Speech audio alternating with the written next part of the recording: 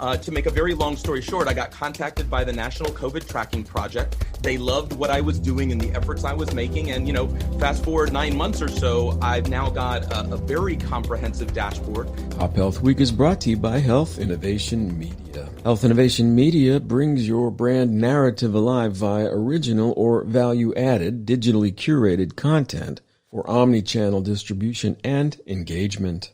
Connect with us at www.popupstudio.productions. And welcome, everyone. I'm Gregg Masters, Managing Director of Health Innovation Media and the producer and co-host of PopHealth Week. Joining me in the virtual studio is my partner, colleague, and lead co-host of PopHealth Week, Fred Goldstein, President of Accountable Health, LLC. On today's show, our guest is Jason Salemi PhD MPH, Associate Professor of Epidemiology at the University of South Florida College of Public Health. Dr. Salemi is a tenured Associate Professor with joint appointments at the University of South Florida College of Public Health and the Morsani College of Medicine. He also maintains adjunct faculty status at the Baylor College of Medicine. Dr. Salemi has a demonstrated record of collaborative research, scholarly publication, teaching and advising, and participation in public health organizations and professional associations. With that introduction, Fred, over to you. Help us get more familiar with Dr. Salemi. Thanks so much, Gregg. And Jason, welcome to PopHealth Week. Thanks so much for having me, Fred. Yeah, it's really great. I just happen to have been watching your website for a while, seeing your posts up there, and said, I got to reach out to this guy and get him on the show. So I'm really glad you joined us. Why don't we start? Give our audience a little sense of your background and the work you do. Yeah, absolutely. I'm actually a native of Tampa, Florida. I lived here all my life before I transitioned over to Houston for my first academic position. So I've gotten my undergraduate degree, my master's degree, and my PhD all from the same institution at the University of South Florida in Tampa. And I am trained as a maternal and child health epidemiologist. And obviously that, comes with a nice infrastructure of skill sets and tools that you learn along the way. I'm really a data expert. I think, if I could really pinpoint anything that's helped me specifically in the COVID-19 pandemic, it's my ability to interact, manipulate, work with data, visualize it, and help other people, regardless of the stakeholder group, try and understand what the data are telling them. And so that is kind of how I'm trained. My passion, ultimately, I know it kind of sounds cliche, but I got into this business because I wanted to impact people's lives. And I've never felt that more so than I have in the past year. Obviously, public health professionals who are often seen in the backdrop, you don't know what they're doing for you. They've been cast into the limelight now. And I'm very proud of how we've answered the call to service. Yeah, really amazing. So before we get into the COVID stuff, let's talk a little bit about maternal and child health and some of your work there. What areas do you focus on?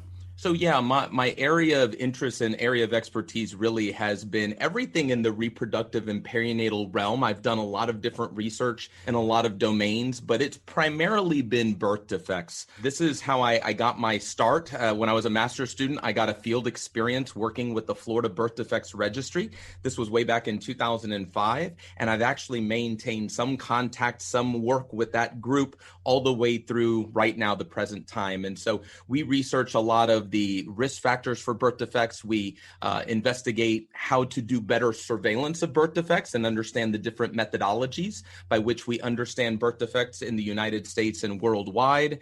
And, I work pretty extensively with the National Birth Defects Prevention Network, one of the largest nonprofit organizations for birth defects in the United States, as well as our federal partners at the CDC, and of course, all of the different state-based birth defects, surveillance programs, not just Florida, but around the country. And so that's really where I would say I spend at least 60% of my time in the maternal and child health realm. It's trying to understand birth defects. And where are we as a nation with birth defects?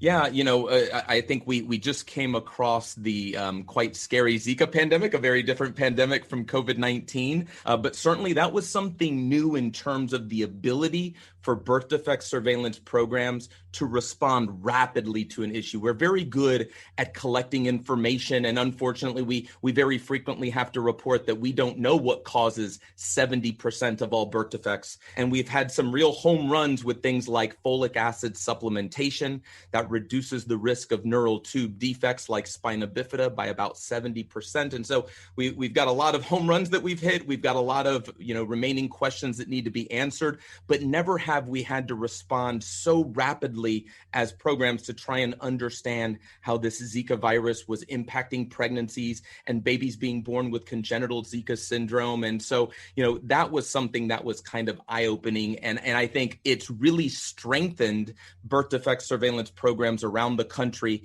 and how we're able to respond not only to issues like infections, but also more recently, even though it's not a birth defect, maternal opioid use disorder and how that's impacted children who are born with neonatal abstinence syndrome. I think we've done a much better job at being able to have the infrastructure to respond rapidly to those kind of emerging events. And obviously you put this data together and these data are showing what's going on in these areas. Do we see in birth defects similar things in terms of disparities of outcomes based on racial disparities or community disparities that we see with other, say, chronic diseases in the United States? We absolutely do. I think that's almost universal that anytime you look at any sort of health outcome, you tend to see disparities. It's not always racial, ethnic. It's sometimes across just socioeconomic status lines, but we absolutely do. The challenge with birth defects is it's inappropriate to consider them as a single conglomerate, right? There are a bunch of different, very heterogeneous conditions. And so the extent to which you see disparities, and sometimes those disparities are in the likelihood of having a child born with a birth defect, but sometimes it's once these children are born with a birth defect, the disparity is how well they do. Are they getting access to the care that they need? Are they getting the appropriate surgical interventions if that's appropriate? And especially, I'll give you a good example. The constellation of birth defects that impacts the most morbidity and mortality for people is congenital heart defects. And so we see some pretty substantial disparities, even though children with heart defects are thankfully living longer into life. How these children do, how they transition from childhood to adulthood and receive the care that they need in adulthood. That's a recent study that I published with some researchers from Texas Children's Hospital showing disparities throughout the lifetime. And so, yes, the short answer is these disparities do exist, but the message might be different depending on which birth defect we're talking about. Right. And it's fascinating as you talk about this because it's not really an area I've explored much, been more on the area of preterm delivery and things like that when some of the work we did. But this issue of, as you said, what happens after the birth, and it's really about access to services and financial means and the ability to get that you're demonstrating through some of these studies? It absolutely is. So often in epidemiology, we focus on trying to have primary prevention. So it's very common for people to publish studies on risk factors associated with the likelihood of having a child born with a particular birth defect. But so often we call it consequential epidemiology. When somebody is born with a condition, because no matter how well we do, we're still going to have children who are born with birth defects. An equally important line of research is what then happens to them? What do their outcomes look like? What are the expectations for either survival or morbidity? And how can we improve access to health care so we can make sure that everybody has an equal opportunity to have a long and fruitful life, even though they're born with different types of birth defects? Mm-hmm. And you've obviously, Jason, done a lot of thinking and work in this area, published a lot of studies in this. What made you suddenly decide to switch to COVID? You're absolutely right. Well, actually, it does sort of fit. My initial push in this direction was, although my passion for my practice is represented in a lot of different topic areas, my first instinct with COVID-19 was, how is this new coronavirus affecting pregnant women and children? That's always the initial question I'm going to ask. And even though the early information coming out of Wuhan, China, was that children were at less risk, a much lower risk of severe morbidity and mortality, and that's proven to be true throughout the pandemic, nonetheless, there's still 74 million children in the United States. And so we knew if this virus ran in an unmitigated fashion, there would still be a lot of children affected and a lot of children needlessly suffering from severe illness and death, even though, again, they're at lower absolute risk of those events happening. And so we ended up starting to compile information. We published our paper in the Journal of Public Health Management and Practice. And our goal in this paper was just to provide some evidence-based estimates of the number of children who at the time, this was back in April of 2020, who were actually infected with the novel coronavirus in the United States. And we also offered some projected cumulative numbers of severely ill pediatric patients and the possibility of mortality in a number of different scenarios.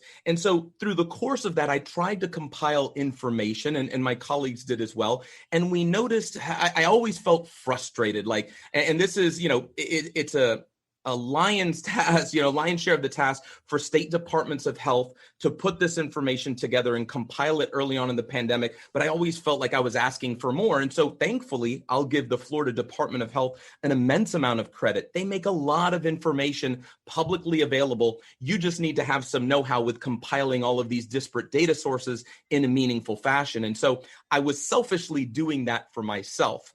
But where I really got engaged in this is, I think like all of us, this should resonate with anybody listening, is the level of misinformation and disinformation that was being circulated around COVID-19.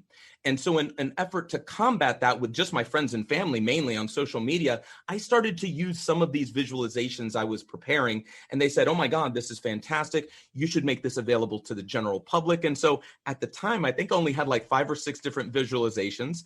I made it publicly available. To make a very long story short, I got contacted by the National COVID Tracking Project. They loved what I was doing and the efforts I was making. And, fast forward 9 months or so, I've now got a very comprehensive dashboard that builds in publicly available information from the state, some information from the CDC and from the Department of Health and Human Services. And I actually did a tally just for this podcast. I now have 93 different visualizations that go over cases and testing and hospitalizations and mortality and variants and vaccinations and excess mortality, like all of these different metrics that hopefully help people to stay in tune. And then, I do my best to try and supplement that by talking to the media and trying to convey just factual information on what we're seeing. And one of the things I really like about your website is these visualizations. Can you talk about, and I know we discussed this earlier, the importance of putting this out in ways that people can better absorb it and understand the information? Yeah, so thankfully, I've considered myself a longstanding partner of the Department of Health. And so I took this on in order to not replicate or duplicate or anything like that with what they're trying to put out there with their official dashboard, but to go further. So what I really tried to do is 2 major things with my dashboard that I didn't feel was being done. One is the ability to drill down deeper, right? If I wanted to know among the 20 to 49-year-old age group in Hillsborough County, now what's going on with infection rates in the past 2 weeks, you can now drill down to that level. And again, it's because the Department of Health makes this information available in a very granular format. And so I'm able to then display that and allow that drill down capability. The other thing was I didn't want a bunch of just static images. I wanted it so that when people look at a visualization and hover over it, they get a lot of additional information. So one good example of that is your traditional epidemic curve. How many new cases are we seeing in a particular area every day of the pandemic? And it looks like a curve. Well, when you hover over that on my dashboard, you get not only the number of cases on that day, but what are the 7-day trends? How many cumulative cases to date? What's the actual rate, the age-adjusted rate? How have the rates changed in the past 1 week, the past 2 weeks? So again, it gives people a lot of information so they don't have to make those calculations themselves. I didn't want people to feel like they had to do a lot of hard work to understand and provide some answers to the questions that they had. So I think it's immensely important because I think people should be given the opportunity to digest the information in an easy way and make informed decisions based on that. And there's been a lot of talk about what's the real data, are all the cases being reported? You look at this as a scientist. How do you deal with that? This has probably been the biggest challenge. I know a lot of people have tried to coin it as the second pandemic, but yeah, it's almost like we've been doing the reverse scientific method. As a scientist, usually I start from what we call the null hypothesis. And we say, we assume that there's no association between an exposure and an outcome. So that is, the burden of proof is on the scientist to show that something exists. And I feel like, unfortunately, we've had certain narratives that even without complete evidence, so for example, maybe the state of Florida is hiding certain pieces of information or not reporting accurately on deaths, that's not necessarily substantiated by the evidence, but a lot of people, when they're investigating data, and some of these are scientists, most of them are not, they're maybe armchair epidemiologists, they're looking at the data and they're starting from a standpoint of believing that there's something nefarious going on. And that's just a bad way to go about science, because then as soon as they find something that corroborates that, now we've got a confirmation bias, and it's become kind of lazy, I think, and you're starting to see stories emerge that don't provide full context. And again, some of that is because a lot of people who are trying to digest this information are not scientists, they're not used to it, but I don't think that some people do their due diligence and really think about what are the data actually saying? What is the evidence base? Not what do I really feel is going on. And so that's been a big challenge, because as soon as you say something that might be counter to a narrative, whether that narrative is coming from the quote unquote right or the quote unquote left, you somehow now become an enemy of that opinion. And that's been the big challenge. I said from day one, I have political opinions like everybody else, but it does not enter into my science. I'm going to look at the data, do my due diligence, and come up with my own honest, I hope is an expert interpretation of what I'm seeing. I may be wrong, but I'm going to always try and say what the data say, regardless of, popular opinion from either political aisle. And I think that's why a lot of people, from both sides of the aisle do at least value that. They know that that's my effort. I'm trying to convey just what the data say, nothing more, nothing less. And given that approach, have you personally experienced people coming at you from either side because of what you put up on the website? Yes, but I would say my experience has not been nearly as egregious. In particular, some of the things that I've seen happen to female scientists during this pandemic has been atrocious. But I would say, yeah, you have to learn to let things slide off your back. So when I was on social media and frequently tweeting out information, you would have what they term, your trolls coming on board. And, I think a good example of this is I'm really a nobody in this space. Maybe I've got a little bit of recognition locally for my dashboard, but early on in this pandemic, I'm really a nobody in the COVID-19 science world. And so back in July, I appeared on CNN, national news, but it was in the middle of the day on a Friday. And by that evening, people were already posting, false news that I was affiliated with Nazis and just trying to discredit me, trying to muddy the waters so that people trying to convey scientific communication are seen as maybe untrustworthy. And that's been a challenge, just because, you never want anybody to spread mistruths about you. But at the same time, like I said, it's pretty easy to go ahead and just let that deflect off your back. Try and keep doing what you're doing and know that, most people have a genuine desire to know what the truth is. But it's a problem. And again, I've seen it so egregious with certain, high profile individuals. And again, especially for a lot of female scientists, I've seen it really just, it's astonishing the depths to which people will go, especially when they're protected by anonymity on social media. And if you're just tuning into Pop Health Week, our guest is Jason Salemi PhD MPH, Associate Professor of Epidemiology at the University of South Florida. Right. College of Public Health. I really appreciate you getting into that a little bit and discussing it, because really what you're trying to do is say, here's the data, here's different ways to visualize it and to look at it, and hopefully you can then take that and better understand it and make some decisions on that for yourself and for others, etc. So it's really, at its truest point, it's just really about non-political. This is what this is, as I see it when I look at epidemiological data.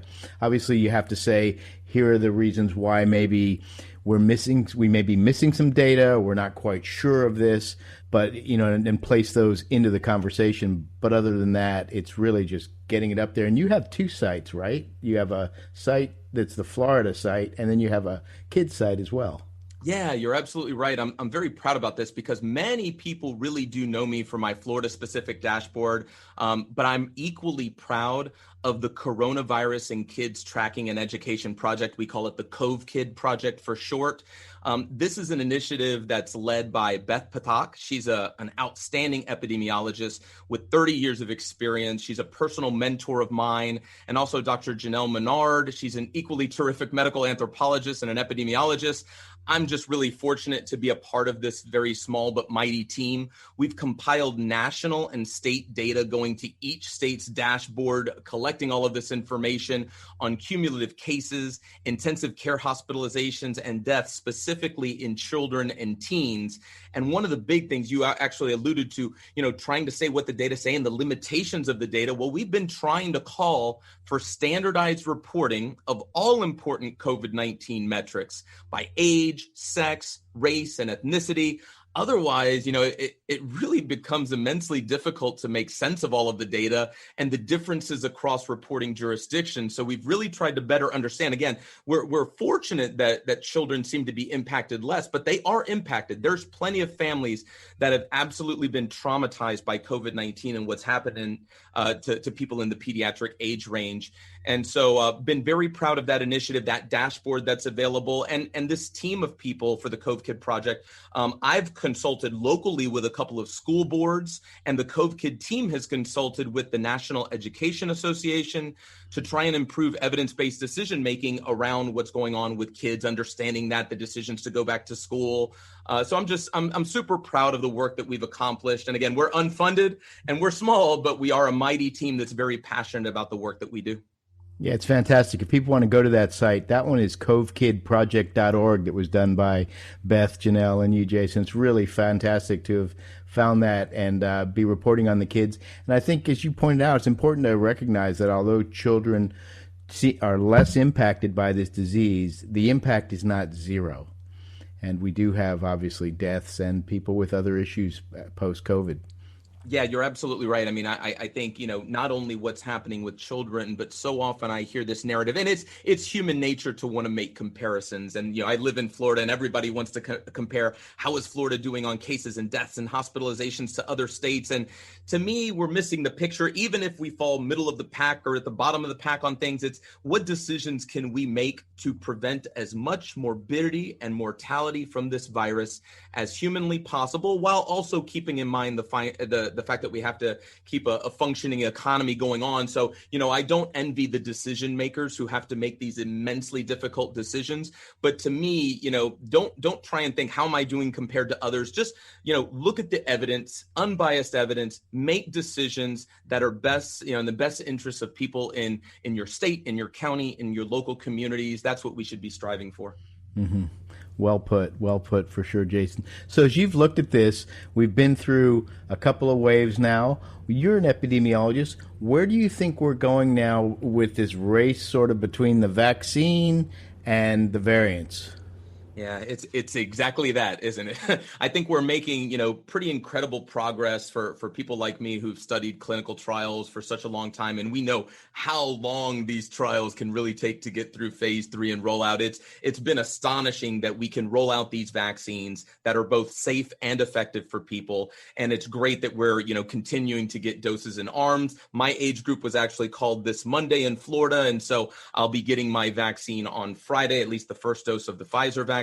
And so I'm really excited. And we're starting to even see in the numbers in Florida, the unfortunate side is that we are having an uptick in cases. But if you look at the uptick, or at least if you look at the cases over the past 2 weeks by age group, you're really starting to see that pronounced effect of the vaccine. We learned earlier this week from the CDC that not only are the vaccines effective at preventing severe illness and death, but they're also pretty darn efficacious at preventing you from getting infected in the first place. And that's why I think we're continuing to see declines, or at least flattening, in our senior population, just in terms of the number of cases. But the bad news is, we are starting to have an uptick in cases, and pretty pronounced in some of our major metropolitan areas in Florida, in Tampa, in Miami, in Orlando. And why that is a cause for concern is because two things mainly, right? First of all, we've proven time and again in the United States, certainly in Florida, that we can't just let people get the virus and go about their business who are quote unquote low risk. This virus is very good at finding vulnerable populations. And right now in Florida, we still have 1.3 million seniors who have yet to get any dose of a vaccine. And we've got another 1 million seniors who are not fully vaccinated. So still, even just by age, there are plenty of vulnerable people in our communities who can get infected. And again, if community transmission gets high enough, it will find those individuals and again, cause unnecessary hospitalizations and deaths from the virus. But the other reason is when you give a virus a chance to replicate, you give the virus a chance to mutate. And we've got some concerning variants that right now seem to be just more transmissible. It seems like our vaccines are still very effective against these strains, but they are passing to more and more people in our population. And the concern is that if we keep community transmission high, we just give the virus an increased opportunity to have another dominant variant that emerges. And maybe this variant is more virulent. Maybe this variant is more likely to evade our vaccine and the efficacy goes down a ton. So I'm concerned about that. Let's not give the virus an opportunity, especially when we're this close to getting enough people vaccinated to starting to get back to some semblance of normalcy. Let's not give the virus an opportunity to affect vulnerable people needlessly, and let's not give it a chance to have other variants that emerge that are more troublesome and that will really delay our ability to get back to normal. Absolutely, Jason. And I look at it now and what I'm sort of hearing in the various communities and the organizations that we're working with around COVID is there's sort of now this whole thing, well, the vaccines are here, everybody's taking a nice breath, it's all going to be better. And we've sort of loosened up quite a bit, it seems like. And I find that a bit concerning, given we really sort of potentially have two paths as I see it. One is you see what's happening in Europe, and the other is you see what's happening in Israel.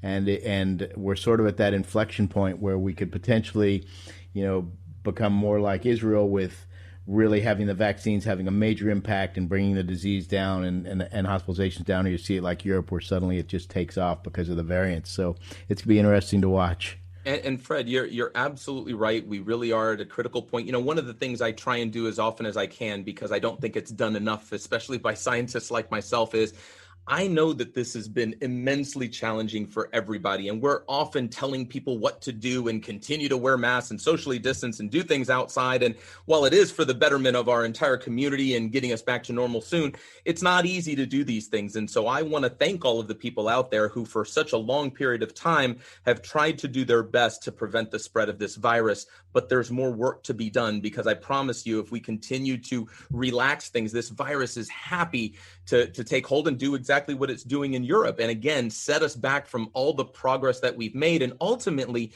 just have unneedlessly more people getting extremely ill and dying from this virus. We are getting close. We've got something that is a game changer. These vaccines are absolutely game changers, but let's keep community spread low enough, allow the vaccines to do their job, and we'll be in a much better place. And, the steps are honestly very simple. Wearing a mask, socially distancing, these things are not challenging. They're proven to work at bringing down community transmission. We've seen it in Florida. We've seen it in the United States. And so I know everybody has COVID fatigue. We all deserve to get back to our normal lives, but we just have to, get some grit and do this for just a little bit longer, because again, I think, we're very close to getting most of our population vaccinated and getting back to normal. Fantastic. Well, I think that'll have to do it for the end of today's show, Jason. I'd love to get you back on to talk about some of the other areas you're working on. So thank you so much for joining us on PopHealth Week. Fred, thanks so much for having me. It's been a pleasure. Back to you, Gregg. And thank you, Fred. That is the last word for today's broadcast. I want to thank Jason L. Salemi, PhD MPH, Associate Professor of Epidemiology in the College of Public Health at the University of South Florida, for his time and insights today. For more information on Jason's work, go to www.jasonsalemi.com. That's JASONSALEMI.com.